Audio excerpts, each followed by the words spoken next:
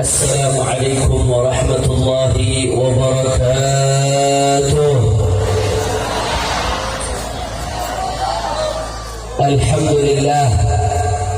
Alhamdulillah rabbil alamin wa bihi nasta'in ala umuri dunya waddin. Allahumma salli wa sallim wa barik wa karrim wa majjid wa 'azzim ala sayyidina wa habibina wa syafi'ina wa nuri qulubina Muhammad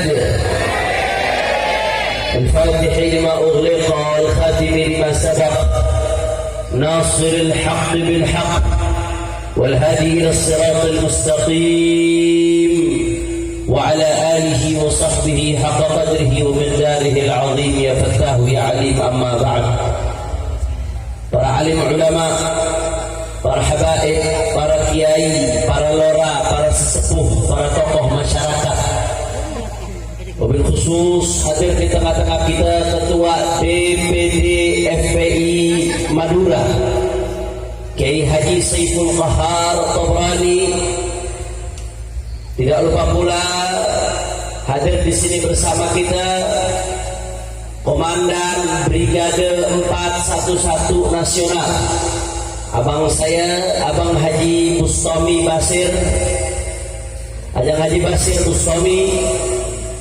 Hadir juga di sini para habaib, di antaranya ada Ketua FSI Madura Al-Habib Zaki Al-Hamid, Al-Habib Abdurrahman Al-Khirid, Ketua FPI Sampang, Al-Habib Haidar Al-Haddad selaku pengurus DPP Front Federasi Santri Indonesia, Lora Saifuddin Surur, Kiai Haji Khalid Maksus, semuanya tidak dapat saya sebutkan satu persatu. Wabil khusus teristimewa kepada Sahibul Bait, Komandan Wilayah Brigade 411 Madura Kiai Baharudin. Semua tidak dapat saya sebutkan satu persatu tanpa mengurangi rasa hormat saya kepada beliau semua. Kita doakan mudah-mudahan habaib, ulama, asatid, kiai, lora-lora kita Allah panjangkan umurnya, Allah sehatkan badannya, Allah lapangkan rezekinya, Allah gabul hajat-hajatnya. Amin ya rabbal alamin. Dan salam penghormatan yang istimewa saya hadiahkan khususnya kepada segenap Laskar Sakira dan Peladan Pri Persaudaraan Relawan Indonesia, dan teristimewa khususnya kepada hadirin hadirat, muslimin muslimat, mukminin mukminat, jamaah yang hadir pada siang hari ini. Kita minta kepada Allah angkat tangannya. Mudah-mudahan tidaklah kita keluar dari tempat ini kecuali semua dosa kita diampuni oleh Allah. Yang sakit Allah angkat penyakitnya, Allah sehatkan badannya. Semua yang hadir dilapangkan rezekinya, digabul hajat-hajatnya. Amin ya rabbal. Sebelumnya ihba'il kiram, saya memohon maaf sebesar-besarnya atas keterlambatan saya, karena saya dari pagi sedang kurang fit, jadi saya beristirahat sejenak. Setelah itu saya pikir jaraknya dapat berjarak lumayan jauh, alhamdulillah. Tapi kita bisa hadir di kesempatan kali ini. Tapi sebelum saya lanjutkan, ini sudah jam 12 lewat. Kira-kira lanjut atau tidak? Orang kompak jamaah umat Islam Sampang Sukobana, lanjut atau tidak? Siap lanjut? Masih semangat? Betul. Saya mau dengar Madura semangatnya, angkat tangannya, takbir, takbir, takbir. Sallu ala Nabi. Ahibahil kiram, langsung saja saudara, tidak banyak basa-basi karena waktu sudah siang saudara. Yang pertama yang ingin saya sampaikan, alhamdulillah pada siang hari ini kita sama-sama berkumpul di tempat yang mulia ini, di Pondok Pesantren Tahfidzul Quran Ulumuddin Mudah-mudahan pondok pesantren ini diberikan keberkahan oleh Allah Subhanahu wa taala. Saudara, pegangan kita sebagai umat Islam, pegangan tertinggi kita adalah Al-Qur'an.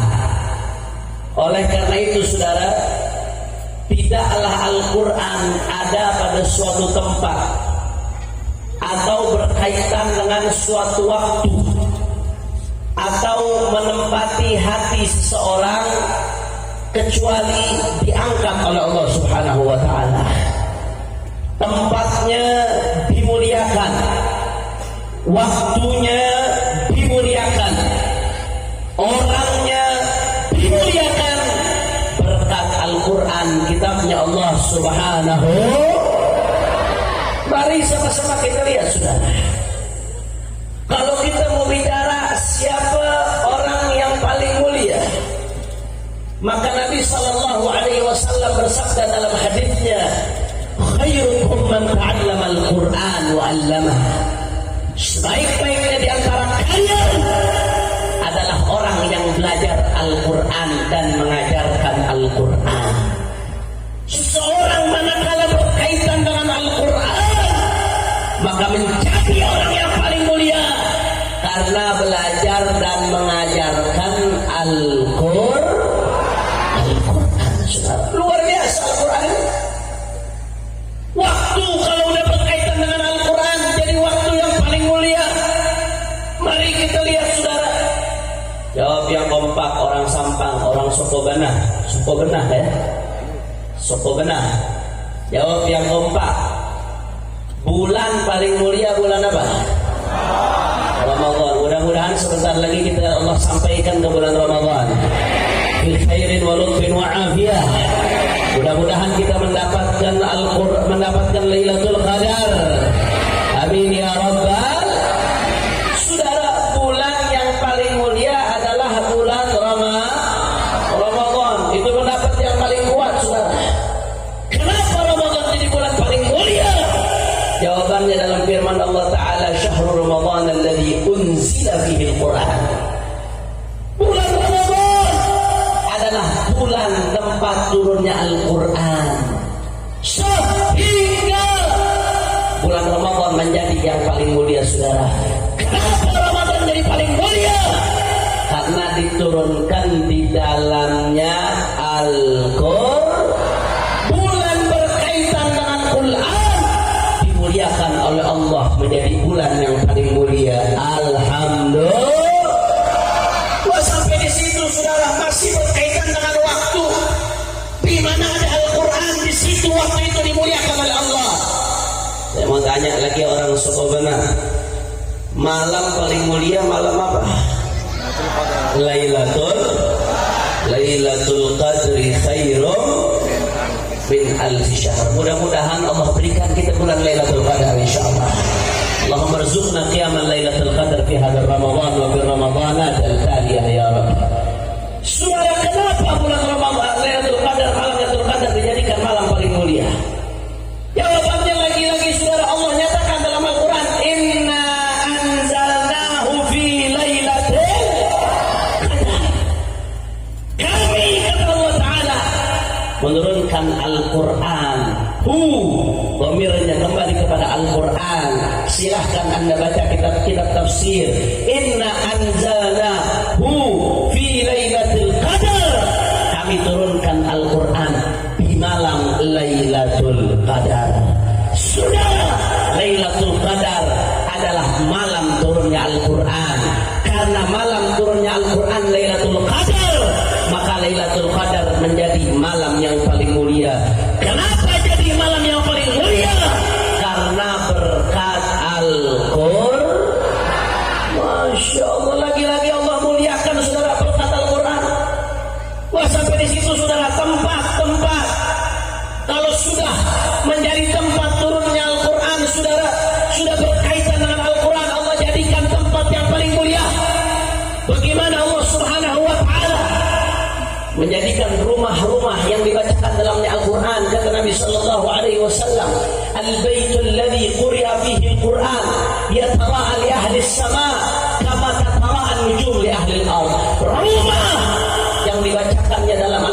saudara, terang benderang, nampak bagi penduduk langit, terkenal bagi penduduk langit, sebagaimana tampaknya bintang-bintang bagi penduduk bumi. Saudara, rumah yang paling mulia, rumah yang paling berkah, bukan yang paling besar, saudara, bukan yang paling mewah, bukan rumahnya pejabat, bukan rumahnya konglomerat, bukan rumahnya miliarder, tapi rumah yang paling mewah, rumah yang paling berkah adalah rumah yang dibacakan di dalamnya Al-Qur'an. Rumah yang dibacakan dalam Al-Quran, walaupun gubuk, saudara, walaupun kontrak, walaupun sudah reot rumahnya, walaupun kelihatannya jelek, walaupun sudah rapuh, walaupun berubah tua, tapi kalau dibacakan di dalamnya Al-Quran, ya para ahli sama, kama tafarahan ujung li ahli al-ard. Terkenal rumahnya di langit, saudara. Terkenal rumahnya di langit, sebagaimana nampaknya bintang-bintang bagi penduduk bumi, saudara. Mudah-mudahan Allah jadikan rumah kita rumah yang dipenuhi cahaya Al-Quran. Amin ya Rabbal, amin ya Rabbal. Wah, sampai di situ, saudara, malaikat yang paling mulia, malaikat siapa? Jibril. Malaikat siapa? Jibril. Pemimpinnya para malaikat, saudara. Apa tugasnya malaikat Jibril? Tugas malaikat Jibril membawa wahyu, dan wahyu yang paling mulia adalah Al-Qur'an. Masya Allah, malaikat Jibril bertugas membawa Al-Quran menjadi malaikat yang paling mulia. Allah muliakan malaikat Jibril diantaranya karena sebab Al-Quran, saudara. Bahkan jawab yang kompak, orang Sukabana, siapa yang Nabi yang paling mulia? Nabi Muhammad. Orang kompak, siapa Nabi yang paling mulia? Allahumma sholli ala Muhammad, Allahumma sholli ala Muhammad. Saudara, Nabi yang paling mulia adalah baginda Nabi besar Muhammad. Wahyu apa yang diturunkan kepada Nabi yang paling mulia? Yang diturunkan adalah Al-Quran, saudara. Wahyu yang paling mulia tentunya diturunkan kepada yang paling mulia, yaitu baginda Nabi besar Muhammad. Makanya luar biasa kalau sudah bicara tentang Al-Quran, tidaklah ada Al-Quran di suatu waktu kecuali waktunya jadi mulia. Betul? Tidaklah Al-Quran berada di suatu masa kecuali masanya menjadi mulia. Betul? Tidaklah Al-Quran berada di suatu tempat kecuali tempatnya menjadi mulia. Betul? Tidaklah Al-Quran berada di satu orang kecuali orangnya menjadi mulia. Betul? Makanya saya ingatkan warga Sukabana, kalau anda mau mulia, jangan jauh-jauh dari Al-Quran. Kalau anda mau berkah, jangan jauh-jauh dari Al-Quran. Kalau anda mau rahmat Allah, jangan jauh-jauh dari Al-Quran. Kalau anda mau bahagia dunia dan akhirat, jangan jauh-jauh dari Al-Qur'an. Al-Qur'an. Makanya saya mau tanya warga Sukabana, jawab yang kompak, siap untuk dekat dengan Al-Quran? Siap istiqamah baca Al-Quran? Siap istiqamah mempelajari Al-Quran? Siap tanamkan cinta Quran dalam hati anak-anak kita? Takbir! Takbir! Sallu ala Nabi. Bahkan nggak sampai di situ, saudara. Nggak sampai di situ. Al-Imam Al-Busiri di dalam Qasidah Burdahnya, beliau mengatakan ketika pasal yang berkaitan dengan Al-Quran, apa kata Imam Busiri? Mahuribat qattu illa adamin harabin adal a'adi ilaiha mulqiyah salami maulaya salli.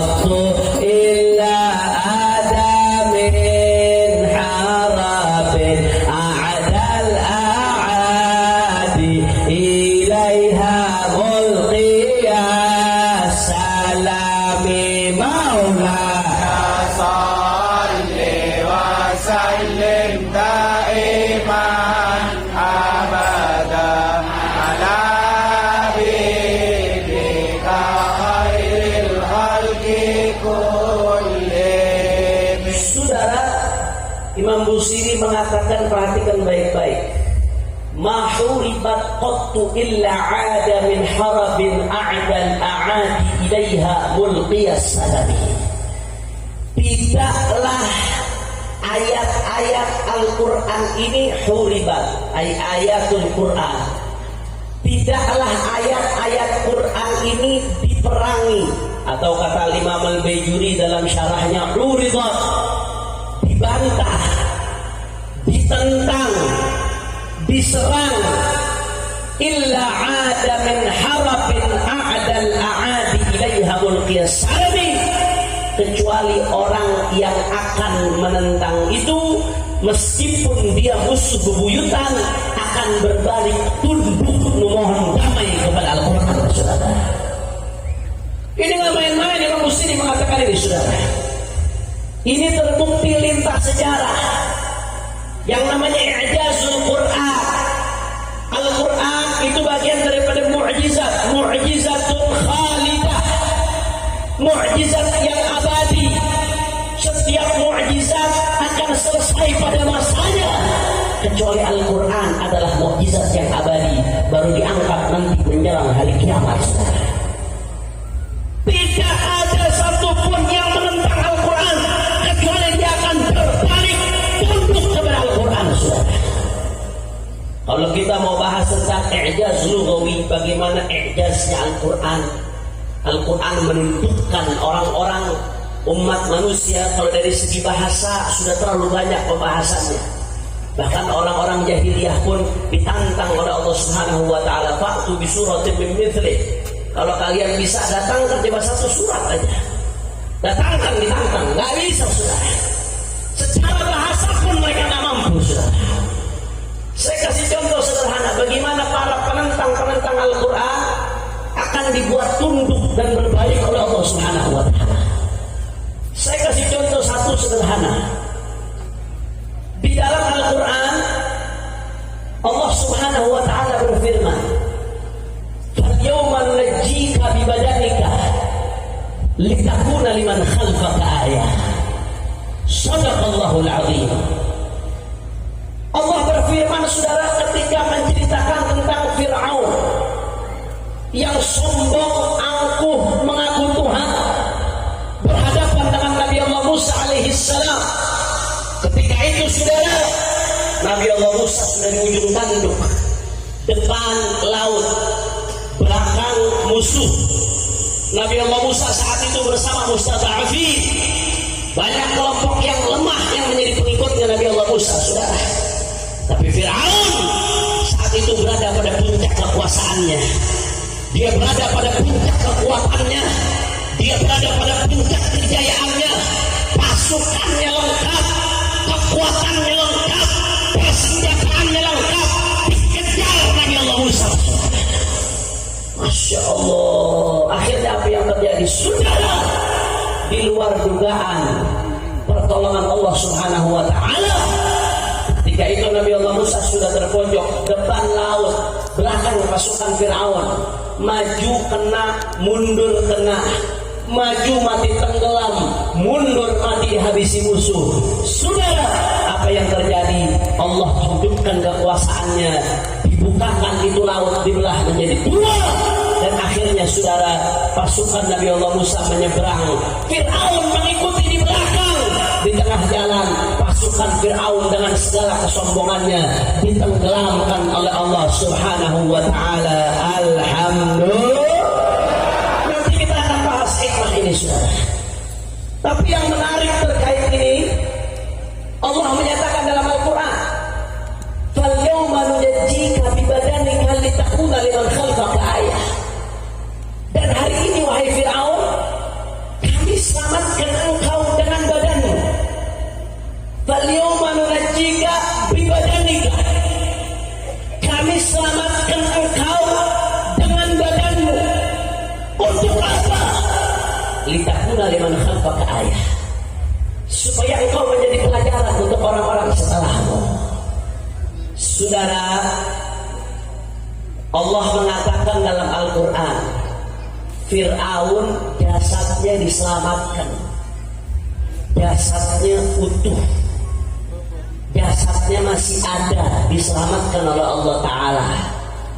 Kita mendengar informasi ini dari Al-Quran. Walaupun kita tidak pernah tahu di mana jasad Fir'aun, tapi jawab yang kompak, kalau Al-Quran sudah menyatakan demikian. Reng Matura, percaya atau tidak? Percaya. Yakin atau tidak? Yakin. Iman atau tidak? Kenapa kita yakin iman? Karena informasi ini datangnya dari Allah Subhanahu. Allah mungkin salah atau pasti benar? Benar. Allah bisa salah atau tidak? Tidak. Maha benar Allah dengan segala firman-Nya. Shadaqallahul Azim. pasti benar. Itu kita orang beriman, saudara. Begitu juga dulu para sahabat. Nggak ada satu riwayat pun dari Nabi Shallallahu Alaihi Wasallam yang menjelaskan di mana jasadnya Fir'aun. Nggak ada, saudara. Kenapa? Karena sahabat nggak ada yang nanya saat itu. Sahabat nggak ada yang nanya. Sahabat beriman udah nggak kepikiran tuh buat nanya sahabat. Kalau Al-Quran bilang jasad Fir'aun ada, ya sahabat amanna billah wa bima ja'alillah. Yakin, iman, percaya dengan informasi dari Allah Subhanahu wa Ta'ala. Alhamdulillah. Makanya pada saat itu nggak ada sahabat yang nanya ke Rasulullah. Andai sahabat nanya ke Rasulullah, Rasulullah pasti dapat wahyu ngabarkan di mana letaknya. Tapi nggak ada yang nanya, sehingga Nabi nggak ngabarin kita saat itu, saudara. Ini berlanjut ke selanjutnya tabi'in terus, nggak ada masalah. Umat Islam beriman, umat Islam yakin, umat Islam terima. Sampai pada pertengahan abad ke-18, ibadallah. Di pertengahan abad 18 mulai muncul yang namanya orientalis. Orang-orang barat yang mempelajari Islam. Tapi dia mempelajari Islam bukan untuk ambil Islam, bukan untuk masuk Islam. Dia pelajari Islam untuk menyerang Islam, saudara. Dia cari-cari kesalahan Al-Quran. Dia bolak-balik ayat Al-Quran, saudara. Dia cari-cari mana yang bisa diambil untuk buat ragu umat Islam. Akhirnya ibadallah dia ketemu ayat ini. Fal-yawma nunajjika bibadanika litakuna liman khalfaka ayah. Hari ini kami selamatkan engkau wahai Fir'aun dengan badanmu supaya menjadi tanda, supaya menjadi pelajaran bagi orang-orang setelahmu. Orang orientalis begitu baca ayat ini, saudara, nah ini dia di celah Al-Quran ini. Ini dia kesempatan kita buat bantah Al-Quran ini. Ini dia kesempatan buat bikin umat Islam ragu terhadap Al-Qurannya. Mereka sebar di mana-mana. Al-Quran nggak benar, informasi dari Al-Quran keliru. Buktinya apa? Al-Quran mengatakan jasad Fir'aun masih ada, jasad Fir'aun masih utuh. Tapi faktanya sampai sekarang jasad Fir'aun nggak ada. Siapa yang bisa menunjukkan kepada kami jasad Fir'aun? Nggak ada jasad Fir'aun. Belum ada yang bisa menemukan jasad Fir'aunnya Musa. Berarti Al-Quran salah, berarti Al-Quran keliru, berarti informasinya tidak benar. Saya mau tanya, ini syubhat, kerancuan seperti ini bahaya atau tidak? Bahaya atau tidak? Kalau bahaya, kira-kira jawab apa jangan? Jawab jangan. Kapan jawabnya? Udah siap. Lanjut. Kesian ibu-ibu kepanasan. Lanjut. Bapak-bapak udah banyak yang lapar.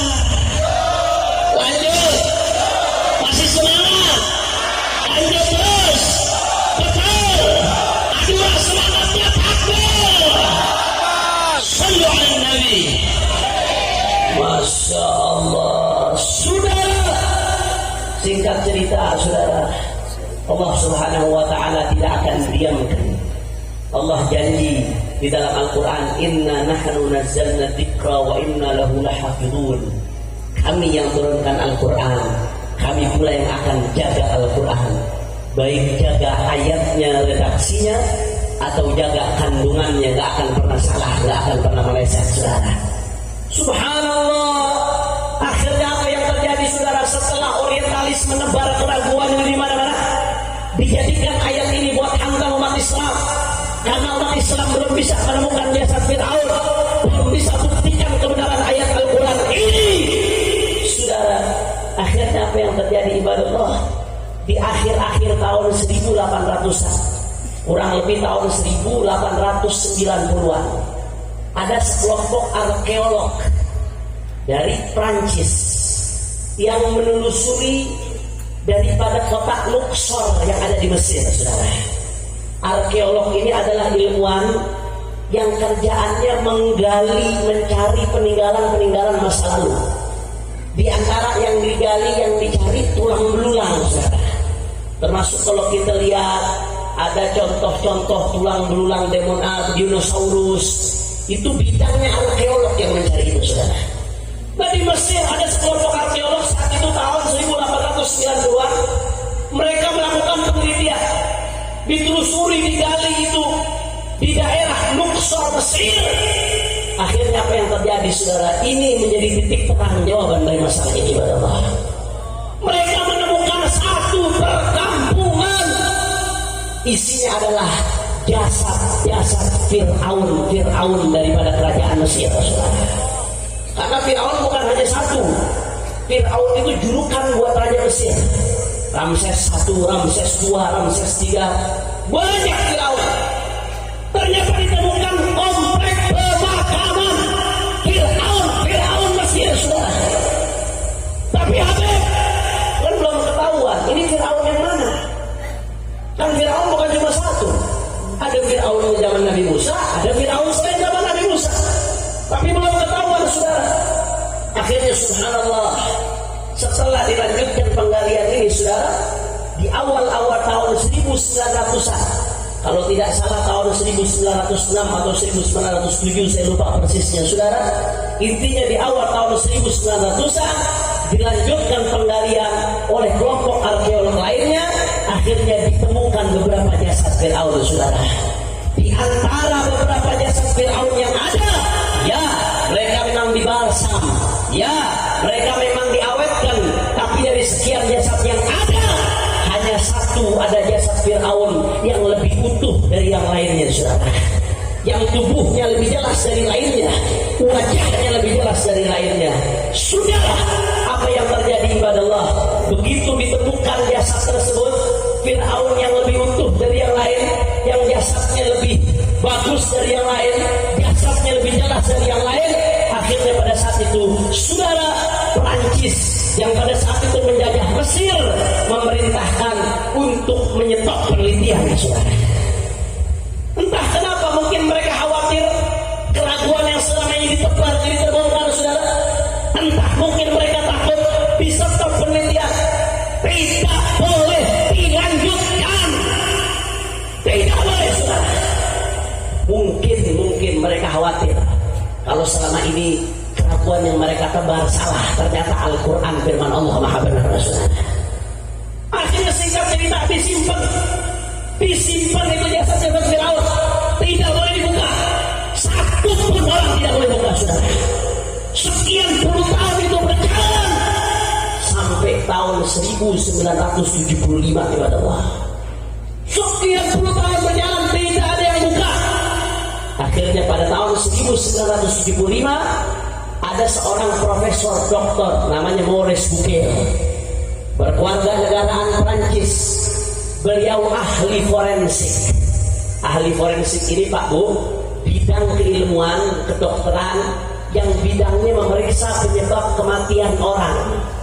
Kalau ada orang mati tiba-tiba diotopsi, dicek, oh ini matinya karena serangan jantung, oh ini matinya karena racun, oh ini matinya karena benturan benda keras. Itu ahli forensik bidangnya, saudara. Jelas atau tidak? Profesor Dr. Maurice Bucaille, ahli forensik dari Prancis. Akhirnya beliau memberanikan diri untuk melanjutkan penelitian tahun 1975, saudara. Diteliti, dibuka jasad Fir'aun. Setelah diteliti, saudara, ternyata ada beberapa fakta yang mengejutkan dan menggegerkan dunia, saudara. Apa faktanya? Ternyata ibadallah Allah, saudara, setelah diteliti jasadnya, kenapa Fir'aun yang satu ini lebih utuh dari Fir'aun yang lainnya?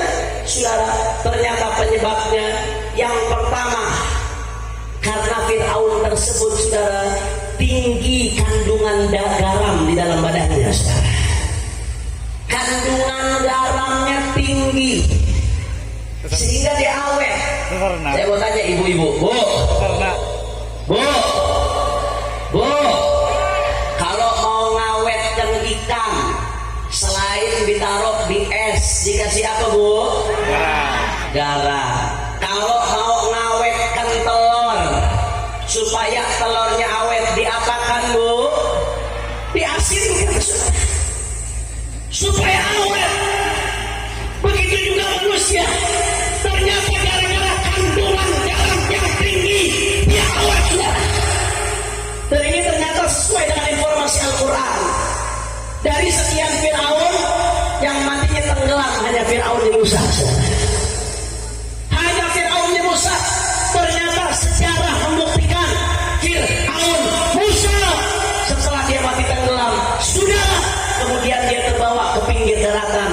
Setelah dia sampai di pinggir daratan, karena dia raja, tradisi Mesir kuno saat itu, bagaimanapun yang namanya raja masih dihormati, saudara. Dia balsamkan itu jasadnya, dia kuburkan di pemakaman raja-raja, saudara.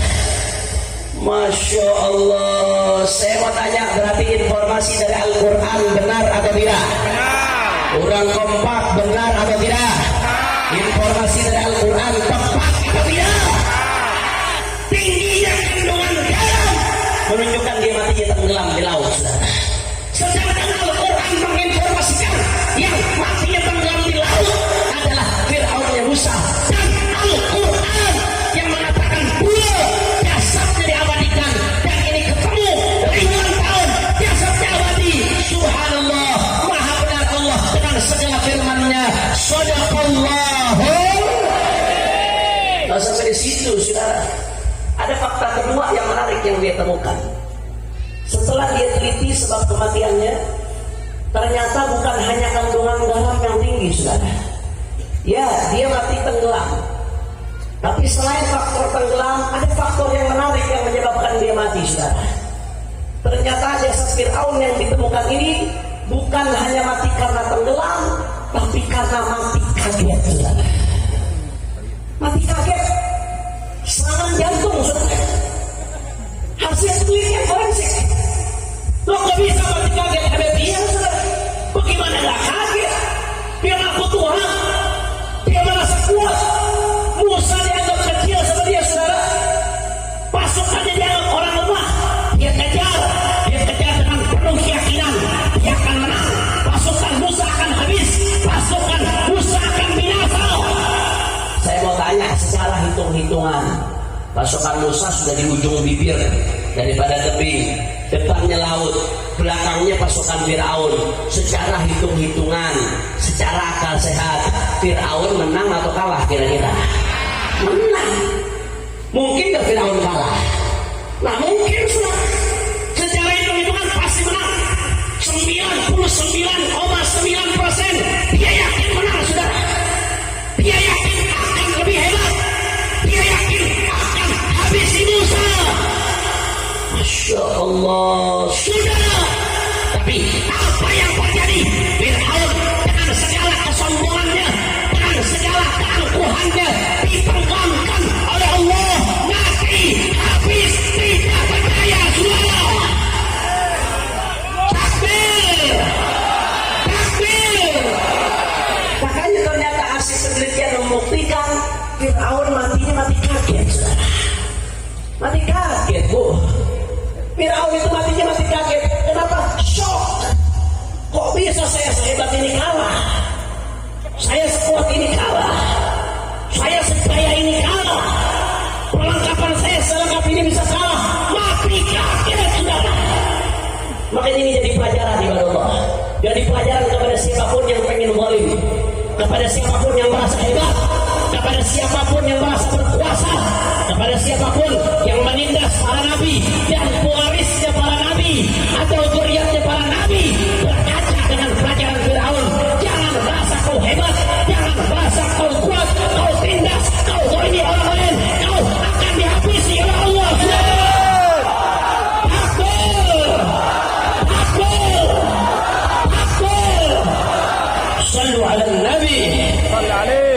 apa yang terjadi saudara? Gara-gara hasil penelitian ini, Profesor Dr. Maurice Bucaille yang bukan beragama Islam, akhirnya apa yang terjadi saudara? Akhirnya dia bersyahadat kepada Allah Subhanahu wa Ta'ala, masuk Islam. Dia yakini, oh ternyata Al-Quran benar. Ini informasi bukan dari manusia, tapi informasi dari Allah Subhanahu wa Ta'ala yang maha tahu dan maha kuasa. Alhamdulillah. Makanya pantas Imam Busiri bilang saudara, mahuribat gotu illa adamin harabin a'dal a'adi ilaiha mulqiyas salami maulaya salli وسلم دائما أبدا على حبيبك خير الخلق كلهم. persis seperti apa yang dikatakan Imam Busiri. Sudah, tidaklah ayat Al-Quran ditentang, diserang, dihina, direndahkan, kecuali akan berbalik kepada orang yang paling memusuhi Al-Quran. Dia akan tunduk, ngajak damai, mengibarkan bendera putih kepada Al-Quran, mengaku kebesaran dan keagungan Al-Quran. Saudara, di zaman ini Allah juga bertunjukkan kepada kita bagaimana Allah mengangkat umat ini dengan Al-Quran.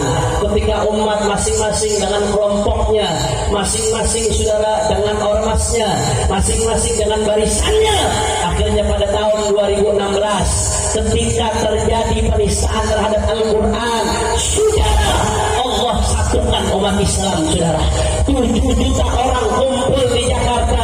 Apa yang mengumpulkan mereka? Tiada lain dan tiada bukan adalah Al-Quran. Setelah itu tidak ada lagi yang bisa menyatukan mereka, saudara. Politik tidak bisa menyatukan mereka, partai tidak bisa menyatukan mereka, ormas tidak bisa menyatukan mereka, tapi kumpulnya mereka di 212 tidak lain adalah mukjizat Al-Quran. Allahu Akbar. Masya Allah, Al-Quran saudara. Begitu umat ini tulus betul-betul bela Al-Quran, Allah berikan kemenangan. Dan silakan anda lihat, orang yang menghina Al-Quran justru terperosok saudara. Politik dia terperosok, dia dihukum terperosok saudara, karena menghina Al-Quran dan lain sebagainya dan lain sebagainya. Oleh karena itu saya ingin ingatkan umat Islam dimanapun anda berada, nahnu qaumun a'azzanallahu bil Islam. فمن يبتغي غير الإسلام قال نحن قوم عزنا الله بالإسلام فمن يبتغي غير الإسلام أذله الله أو كما قال Sayyidina Umar bin Khattab mengatakan kita ini kaumun adalah kaum yang Allah muliakan dengan Islam. Kita mulia bukan karena harta kita, kita mulia bukan karena jabatan kita, kita mulia bukan karena kelompok kita, kita mulia bukan karena ormas kita mulia karena Al-Quran, saudara. Kalau kita pegang teguh Al-Quran, maka kita akan mulia. Indonesia kalau pegang teguh Al-Quran, Indonesia akan mulia. Madura kalau pegang teguh Al-Quran, Madura akan mulia. Tapi sebaliknya, saudara, kalau Al-Quran sudah dijauhi, Al-Quran sudah ditinggalkan, Al-Quran sudah ditinggalkan, Al-Quran bahkan direndahkan, dihina-hinakan, maka siap-siap kehinaan yang akan menunggu, saudara. Madallah yang akan menunggu, kehinaan yang akan menunggu, terperosok ke jurang daripada kemerosotan. Makanya sekali lagi, sebelum saya lanjutkan ke pembahasan berikutnya, saya mau tanya umat Islam yang kompak, siap sama-sama kita jaga Al-Quran.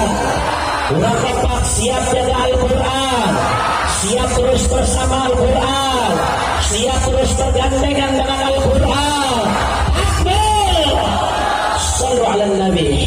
Saudara, dan kalau sudah bicara Al-Quran, tidak hanya Al-Quran, karena Nabi SAW taraktu fikum tsaqalain, mengatakan aku tinggalkan 2 pusaka, ma in tamassaktum bihima lan tadillu ba'di abada.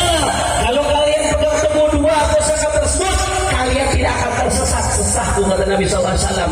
Hadis yang sahih, kitabullah wa idrati ahli baiti, kitab Allah, Al-Quran, dan cucu keturunanku, keluargaku, kata Nabi SAW. Fa innahuma lan yaftariqa hatta yarida alayya al-hud. Keduanya tidak akan bisa berpisah sampai sampai nanti datang kata ragaku di Al-Quran. Makanya saudara, kalau Anda bicara tentang Al-Quran, maka jangan pernah pisahkan dari para keluarga Rasul Sallallahu Alaihi Wasallam. Saudara, Madura pun tidak bisa dikeluarkan dari keluarga Rasulullah. Syekhul Masyayikhnya para ulama Madura, mereka ngambilnya dari keluarga Rasul Sallallahu Alaihi Wasallam. Saudara, ulama Madura ngambilnya dari Abu Yasin Muhammad bin Ali Al-Maliki, dari Sayyid Alawi Al-Maliki, dari Sayyid Ahmad Sayyid Dahlan, ngambilnya dari para ulama, para ahlul bait, para habaib. Ini menunjukkan bahwasanya Madura tidak bisa dipisahkan dengan keturunan Rasulullah Sallallahu Alaihi Wasallam. Saudara, betul. Makanya saudara, sebagaimana orang yang menghinakan Al-Quran akan mulia, begitu juga orang yang menghinakan keluarga orang yang memuliakan Al-Quran akan mulia. Begitu juga yang memuliakan keluarga Rasulullah, dia akan mulia, saudara. Begitu juga yang memuliakan para pewaris Rasulullah, para ulama, dia akan mulia. Tapi sebaliknya, sebagaimana yang menghinakan Al-Quran akan hina, begitu juga yang menghinakan Ahlul Bait Rasulullah, yang menghinakan pewaris Rasulullah, cepat atau lambat akan hina, saudara. Meskipun dia berjaya, meskipun dia berkuasa, meskipun dia merasa hebat, tapi kalau sudah menghinakan zuriat Nabi, menghinakan pewaris Nabi, siap-siap kehancuran, saudara. Tunggu waktunya, saudara. Allahu Akbar, Allahu Akbar, Allahu Akbar. Maka saya mau tanya jawab yang kompak orang Madura, siap untuk terus bersama Al-Quran, siap bersama dengan Ahlul Bait Nabi, siap bersama dengan para ulama pewaris Nabi, siap terus bersama dengan Al-Quran, siap jaga Al-Quran, siap jaga Ahlul Bait, siap jaga ulama, siap jaga NKRI, siap perjuangkan NKRI. Allahu Akbar, Allahu Akbar, Allahu Akbar. Sallu ala Nabi. Kemudian berikutnya, saudara, sebelum terakhir, saudara, kurang lebih hampir 3 minggu yang lalu kami baru saja menggunakan hak konstitusional kami, yaitu berupa demonstrasi hak menyampaikan pendapat. Itu bahasa hukumnya. Kalau bahasa syariatnya amar ma'ruf nahi munkar. Itu wasilah ihdal wasail, salah satu perantara dalam amar nahi munkar. Saudara, kami menyampaikan demonstrasi hampir 3 minggu yang lalu di depan Kementerian Agama Republik Indonesia.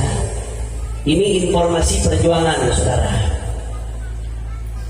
Ada 2 hal secara garis besar yang kami protes di depan Kementerian Agama Republik Indonesia. Yang pertama, saudara, terkait surat edaran Menteri Agama soal pengeras suara masjid dan musola. Itu yang pertama. Kemudian yang kedua, terkait pernyataan Menteri Agama soal suara masjid dan musola dalam salah satu wawancaranya. Nanti akan kita bahas, saudara. Saya bahas yang pertama dulu, yang A, soal pengeras suara masjid dan musola. Silahkan Anda baca surat edarannya yang lengkap, yang utuh, jangan sepotong-potong, jangan sampai pemahamannya terpelintir. Silakan buka Google, cek di Google surat edaran Menteri Agama soal pengeras suara masjid dan musola tahun 2022. Saudara, saya mengamati secara garis besar, saya bagi menjadi 2. Yang pertama soal adzan, yang kedua soal selain adzan, sholawatan, pikiran, tawasulan, manakiban, dan syiar-syiar yang lainnya. Terkait soal adzan, saudara, di surat edaran tersebut diatur volume azan, ada batasan maksimalnya. Ibadallah, saya setuju yang namanya adzan ada adabnya, ada akhlaknya, ada tata caranya, ada sopan santunnya. Tapi jangan lupa, saudara, di antara syiar yang penting yang terkait dengan adzan adalah raf'us shaut. Dianjurkan untuk mengangkat suara, saudara. Kenapa dianjurkan untuk mengangkat suara? Sesuai dengan arti adzan itu sendiri.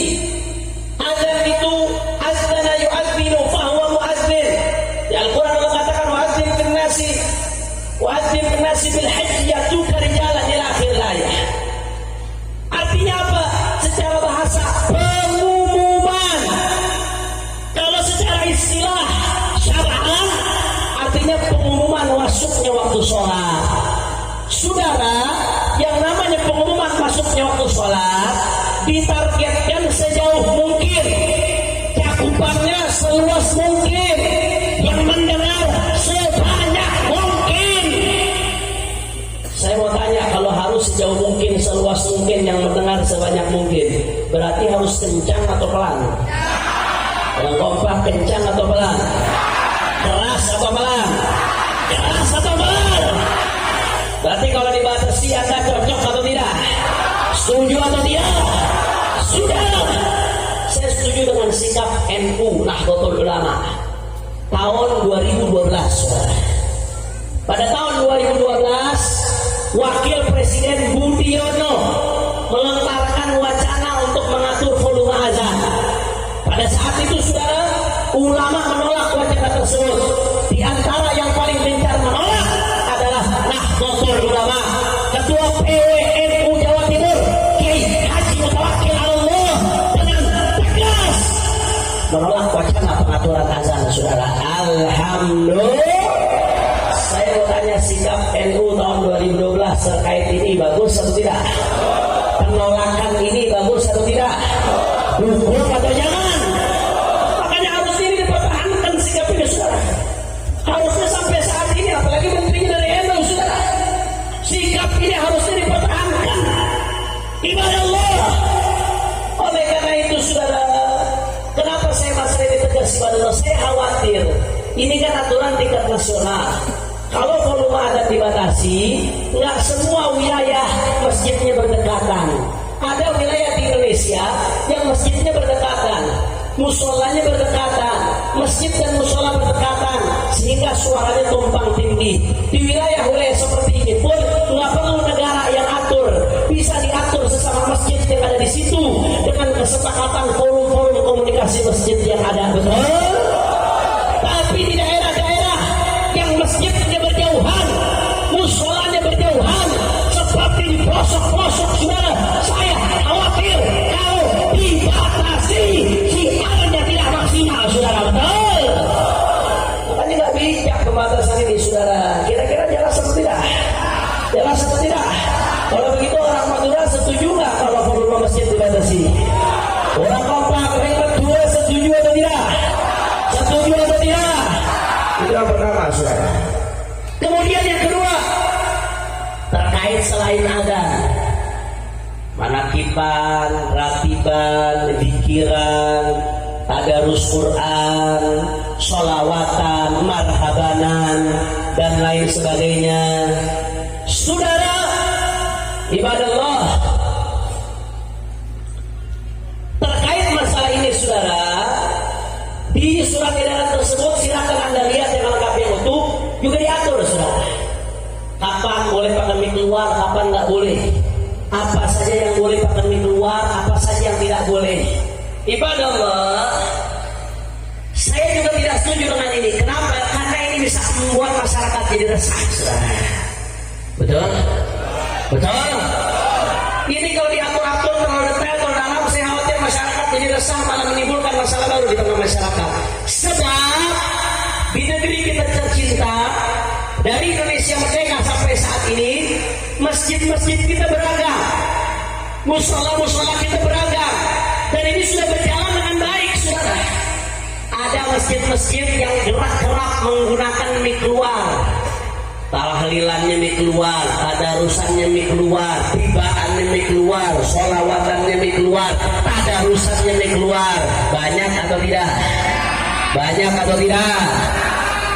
Termasuk di antaranya masjid-masjid NU, termasuk di antaranya masjid-masjid yang menganut Asy'ari, Syafi'i, Sufi, masjidnya para habaib, masjidnya para kiai, itu banyak menggunakan mik luar untuk syiar, saudara, betul?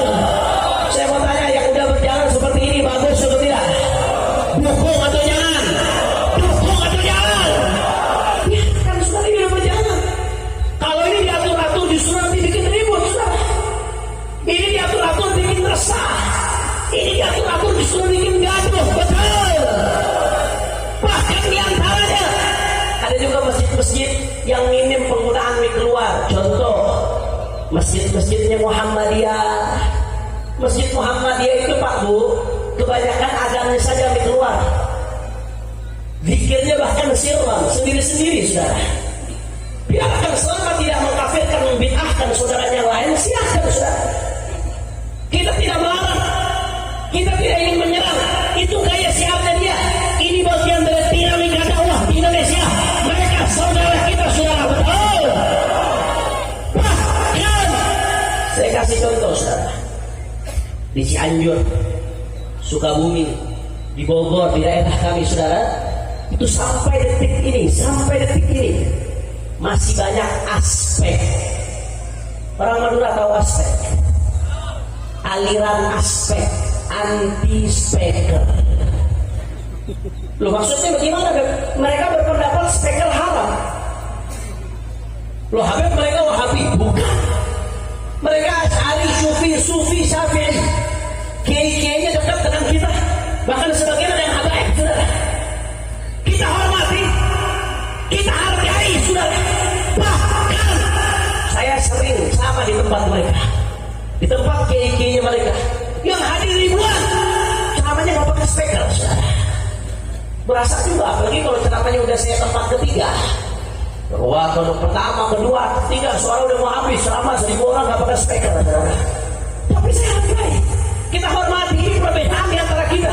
Yang penting sama-sama asu aja, Syafi'i, Sufi, urusan dia punya pendapat fikih, tidak mau pakai speaker, silahkan kita hargai, saudara. Betul? Betul. Masya Allah, ini dinamika dakwah, ini warna-warni dakwah, ini bagian dari dinamika Syiah di negeri kita.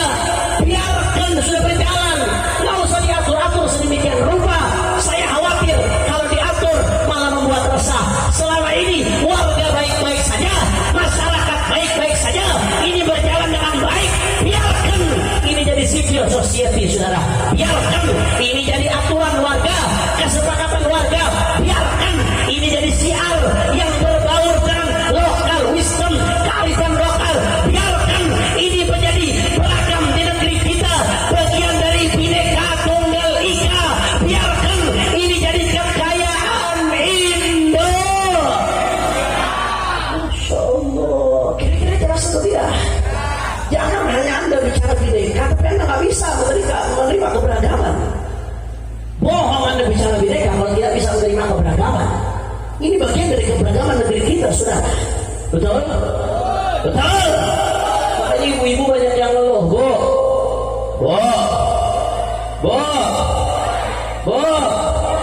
minyak mahal nggak Bu? Jawab yang jujur, minyak mahal nggak Bu?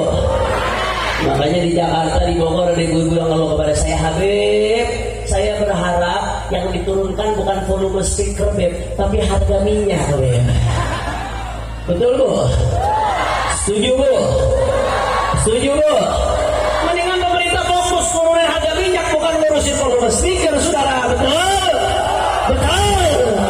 Masya Allah. Habib, bagaimana dengan non-muslim?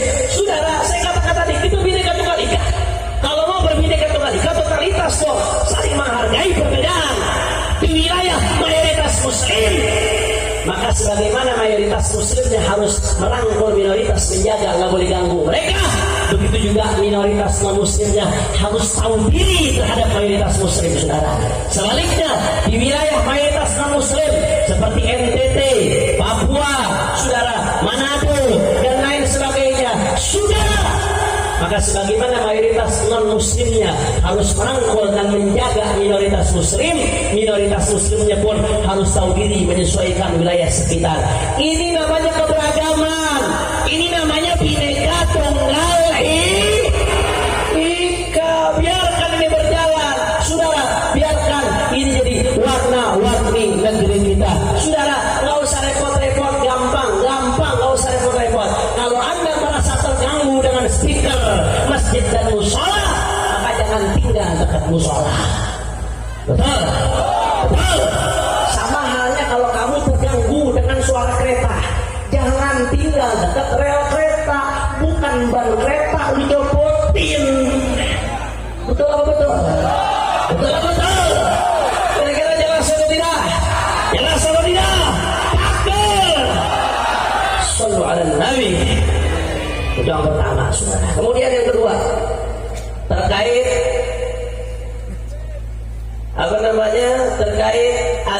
terkait itu tadi oke lah, masih perdebatan walaupun kami tidak setuju. Tapi yang kedua, soal pernyataan menteri dalam salah satu wawancaranya, silakan Anda lihat yang utuh, jangan lengkap, jangan saya potong-potong, saudara. Saya lihat yang utuh, yang lengkap. Setelah saya lihat secara utuh dan lengkap, saya mengambil kesimpulan dan saya memahami bahwasanya Menteri Agama dalam wawancaranya tersebut menyebutkan beberapa hal, saudara. Di antara yang disebutkan ada beberapa jenis suara. Ada suara yang keluar dari masjid dan musola. Ada suara yang keluar dari rumah ibadah dan muslim yang disebutkan. Ada suara gonggongan anjing, saudara.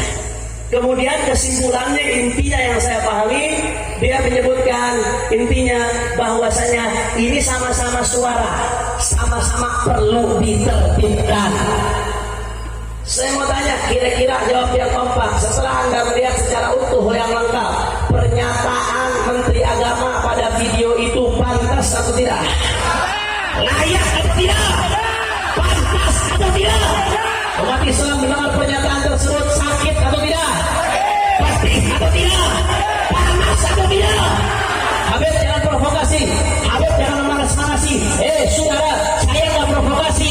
Kalau tidak ada api, tidak akan ada asap, saudara. Betul. Kalau tidak ada salap, tidak akan ada musabab. Betul.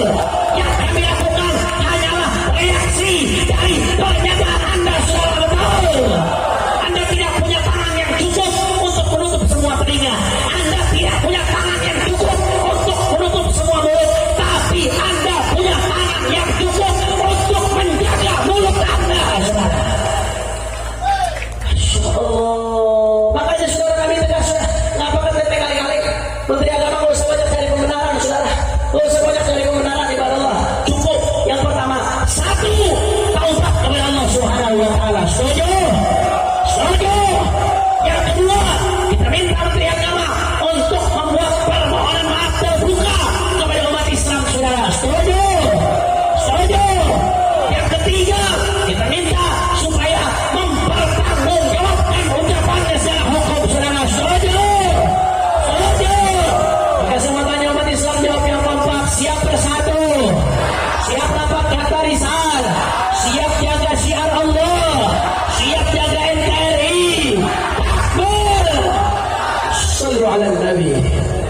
Yang terakhir, saudara, sebagai penutup, alhamdulillah, Bu, Pak, saya kurang lebih 2 bulan yang lalu baru saja lulus dari pondok pesantren Bareskrim Mabes Polri.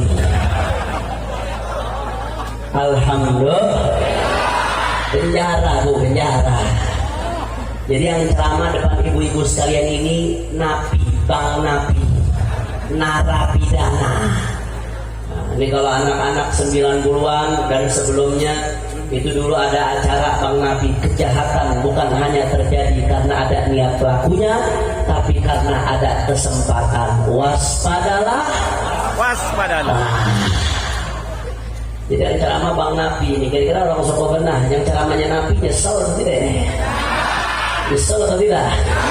Udah Nabi datangnya telat lagi. Masya Allah, nyesel atau tidak? Tidak. Mudah-mudahan sebagaimana Allah kumpulkan kita di tempat ini, Allah kumpulkan kita di akhirat ya, bersama baginda Nabi Muhammad. Amin ya rabbal alamin. Saudara, ibadah Allah, saya sampaikan di berbagai tempat. Saudara. Saya ini keluar penjara, perasaan saya campur aduk antara senang dengan sedih. Senang manusiawi karena saya bisa menghidup udara bebas. Senang karena saya bisa bertemu keluarga, sanak famili, dan bisa berkumpul dengan Anda semua. Alhamdulillah. Tapi di sisi lain, Pak, Bu, saya sedih. Saya pilu. Hati saya merana karena saya harus meninggalkan separuh jiwa saya di dalam, yaitu imam besar kita Sayyidul Walid Al-Habib Muhammad Rizik bin Hussein Syuhada. Saya sekamar bersama beliau, Pak, Bu, hampir setahun. Karena saya divonis setahun gara-gara masalah, ya panjang lah kalau saya jelaskan lagi. Intinya masalah baik-baik saja. Pasal 14 ayat 1 Undang-Undang nomor 1 tahun 46. Saya divonis 1 tahun, Habib Rizik divonis 4 tahun gara-gara dianggap bohong, dianggap berbohong, menyebarkan keonaran di kalangan rakyat gara-gara bicara soal baik-baik saja. Langsung divonis 4 tahun di Pengadilan Negeri dan Pengadilan Tinggi, turun jadi 2 tahun di Mahkamah Agung. Baru ngomong baik-baik saja dianggap bohong, bikin keonaran, vonisnya 4 tahun. Ada yang ono. Kerjaannya bohong mulu si ono. Dengan nyebutin nama kerjaannya bohong mulu si ono ada. Dengan nyebutin nama siapa yang teriak dari itu? Baru juga keluar kita. Banyak bohongnya, bikin gaduh gitu warga. Gaduh kan gak dengar bohong begitu. Tapi aman-aman baik. Kalau tahu, Masya Allah, saudara, Alhamdulillah. Yang saya tahu saat ini kondisi beliau sehat walafiat, baik-baik saja di dalam. Alhamdulillah. Kita doakan. Mudah-mudahan beliau segera dibebaskan oleh Allah. Fi khairin wa lutfin wa afiyah. Diberikan kemenangan perjuangannya. Amin ya Rabbal Alamin. Makanya saya pilu, saya keluar meninggalkan separuh jiwa saya pilu sedih luar biasa, saudara. Kadang saya bingung, coba jawab yang jujur, yang betul lah jawab. Jawab. Semuanya jawab. Betul kan ngomongnya? Betul. Jawab yang kompak dari hati nurani Anda. Kalau ini suara hati nurani Anda, jawab yang kompak. Saya ini bingung. Sebetulnya Habib Rizik di penjara pantas atau tidak? Orang kompak pantas atau tidak? Cocok atau tidak? Layak atau tidak? Saya bertanya rek betul, beliau pahlawan atau penjahat? Pahlawan atau penjahat? Terhadap negeri ini berdosa atau berjasa? Berdosa atau berjasa? Berdosa atau berjasa? Masya Allah, saudara, saya tahu persis beliau Pak. Jangankan jadi pejabat, ngimpi jadi pejabat aja tidak ada, saudara. Kalau beliau mau harta dari dulu sudah kaya raya triliuner, saudara. Bukan lagi miliarder. Tapi kenapa beliau pilih jalan yang sulit, jalan yang berliku-liku, jalan yang penuh tantangan? Bukan. Karena cita-cita beliau cuma satu, saudara. Beliau hanya ingin bangsa ini selamat, umat Islam selamat akhlaknya dari pornografi, dari pornoaksi, dari prostitusi, dari pelacuran, dari perzinahan, dari minuman keras, dari narkoba, dari narkotika, dari aliran sesat, dari komunisme, dari terorisme, dari berbagai aliran menyimpang lainnya. Sudah betul. Masya Allah, saya mau tanya, jawab yang kompak. Apa yang saya sampaikan fakta atau dusta? Fakta atau dusta? Yang saya sampaikan ini benar atau tidak? Benar atau tidak? Kalau begitu Habib Rizik pantas di penjara atau tidak? Pantas di penjara atau tidak? Makanya kita doakan terus, jangan berhenti. Mudah-mudahan beliau segera dibebaskan oleh Allah Subhanahu wa Ta'ala. Begitu juga para ulama, para tokoh kita lain yang saat ini sedang menghadapi masalah hukum. Haji Munarman sebentar lagi vonis, mudah-mudahan dibebaskan oleh Allah Ta'ala. Habib Bahar yang sebentar lagi menghadapi sidang, mudah-mudahan diberikan kemenangan Allah Subhanahu wa Ta'ala. Tokoh-tokoh lain yang mendapatkan cobaan, mudah-mudahan diberikan kemenangan oleh Allah Subhanahu wa Ta'ala. Begitu juga 6 syuhada yang sudah menunjukkan rasa cintanya kepada keluarga Rasulullah. Mudah-mudahan Allah terima mereka sebagai syuhada ul akhirah. Allah terima mereka sebagai syuhada, diangkat derajat setinggi-tingginya, diberikan syafaat untuk keluarganya. Dan kita doakan siapapun yang ikut andil di dalam menumpahkan darah umat Islam yang tidak berhak, mudah-mudahan dihancurkan oleh Allah, dihancurkan oleh Allah, dihancurkan oleh Allah. Al-hadhihi niyyah wa likulli niyatin salihah bi sirril Fatihah. A'udzu billahi minasyaitonir rajim. Bismillahirrahmanirrahim. Alhamdulillahirabbil alamin arrahmanir rahim maliki yaumiddin. Iyyaka na'budu wa iyyaka nasta'in ihdinas siratal mustaqim siratal ladzina an'amta 'alaihim ghairil maghdubi alaihim waladdallin. Terakhir kita tutup majelis ini dengan shalawat badar, dengan niat mudah-mudahan berkat Rasulullah dan ahlul badar yang punya hajat Allah kabul hajatnya. Yang sakit Allah angkat penyakitnya. Dan mudah-mudahan yang hari ini dalam Laskar Sakira sebagai Brigadir 411 diberikan keistiqomahan oleh Allah Subhanahu wa taala, diberikan keikhlasan di dalam perjuangannya, diberikan kekuatan di dalam perjuangannya, dan mudah-mudahan para ulama kita, para habaib kita, para kiai kita diberikan kemenangan oleh Allah dalam perjuangannya, dijaga zahir batinnya, berkat Rasulullah dan Ahlul Badar, berkat Rasulullah dan Ahlul Badar. Amin ya rabbal. Kita baca rame-rame yang kompak keluarkan suaranya. Kita pancing rahmat Allah dengan membaca sholawat. Siap goncangkan mesin sampang dengan sholawat. Siap goncangkan sampang dengan sholawat. Nanti saya minta perhatikan baik-baik. Setelah bubar langsung semuanya kembali langsung sholat. Wajib. Saya nggak ridho demi Allah dunia akhirat yang tidak langsung pulang sholat setelah ini. Ya waraknya umat Islamnya, bapak-bapaknya, ibu-ibu sudah 1:30 selesai sholawat qadar, langsung kita tutup dengan doa, langsung semuanya sholat. Setuju? Wajib setuju, nggak boleh nggak setuju, saudara. Sholat, urusan sholat bagaimana nggak setuju? Nah, sambil sholat qadar ada penggalangan dana, silahkan untuk maksud yang ditujukan oleh segenap panitia, keluarkan infak terbaik Anda untuk penggalangan dana ini. Insya ayo sama-sama semuanya. Salatullah, salamullah. Tetap duduk, Laskar berduduk. Salatullah wa ala yasin habibillah. Semua salatullah, salamullah.